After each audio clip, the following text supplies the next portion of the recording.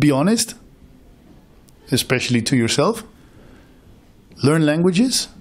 Learn any language, especially English, as I'm speaking it, English is the language of the world.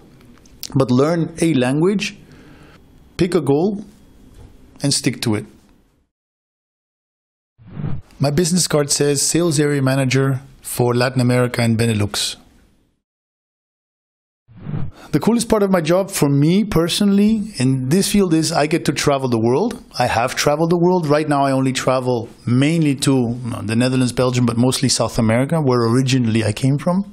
But I've traveled I used to be into the service department and the sales department, point of area in the world, and I've been there. And this all been possible by the job I did, by Rosenbauer actually, following all of our areas where we do business. There's almost no country in the world that doesn't have, in one way, in one age or another, a Rosenbauer product or vehicle. You find them in every corner of the world, which is cool. From a sales point of view, my job is sales. And for sales, we have to be very independent.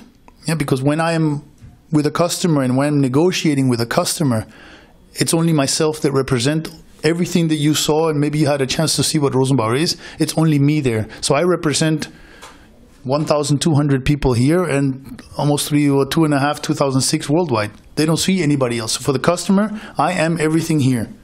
The most restrictive part is that because we're a large corporation, you have certain steps you have to follow. So sometimes you can't be as flexible as you would need to be in sales. Now, sometimes you have to say, okay, this is the decision we make. And sometimes because of the size, which is normal for a company, you have to say, I can't take the decision now, we have to make some more investigations. That's one of the restrictions, but there's not that many.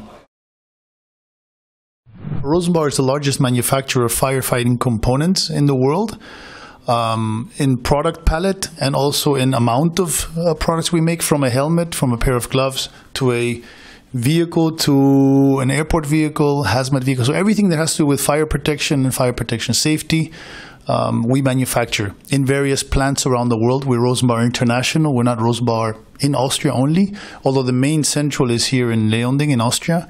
But we have factories in Spain. We have factories in the United States. We have factories in Germany, also another one in Austria, and we have various sales offices around the world. And my daily job is to promote and sell as many of these products as possible. Normally, we sell to public entities. That means municipalities, townships, governments, and sometimes private industries, but mostly public entities. That means that public entities have to go through a public tendering process because they're spending taxpayers' money. They have a certain rule book to follow when they do purchases for fire trucks or equipment. And normally there are nowadays digital systems that register, and you can be registered too. So when a tender is published, it has to be published for all to be able to take part and to see. Then our local partners that we have around the world, or we directly, it depends, send us these documents and we start working on the project. We prepare an offer, we see the details, and so forth and so on. We have a rough plan. We have certain meetings that are planned, of course, but sometimes a telephone call or an email says, boom, and you have to be very adaptive. You have to be able to react and say, okay, I have to move this until tomorrow or next week and work on this now. Because the chance comes once and it might not come again. So you have to react on the moment.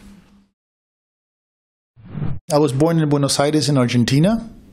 I lived 10 years in Argentina, in the south of Argentina. In 1985, when I was 10 years old, I moved to the United States. I lived in Miami, Florida, and Orlando, Florida. Everybody knows Orlando because of Disney World and Epcot Center. It's a nice place to go. When I was 15 and a half, so 5.5 years later, roughly 6, we moved to the Netherlands. I lived in Eindhoven, in the south of the Netherlands. I lived 15 years in the Netherlands. And in 2000, I moved to Austria, to Linz, nearby Linz. What I did, of course, I did international school because of all of moving around, United States and Holland, especially when you were in the teenager years. Especially in Holland, we went, Philips, big electronics company from Holland, have their own international school. And I went to an international school, so my training or my normal, let's say, schooling was in English. When I finished the normal international school, I went to a technical school that was in Dutch, But by that time, I had already learned enough Dutch, because you have to take Dutch in the international school, the language of the country you're in. So I went to a technical school, and then I started working for, at that time, a company that was building fire trucks in the Netherlands, which later on became taken over by Rosenbauer, and that is how I became a member of the Rosenbauer group, and eventually I moved to Austria. Yes, of course you could get my job with another background. We have a lot of examples in our company that have my position, but from a more, in parentheses, classical background, if you would want to put it that way. I can only always emphasize, I've always emphasized the importance of learning languages, especially nowadays when the world is about this big, through all of the media and assistance that we have.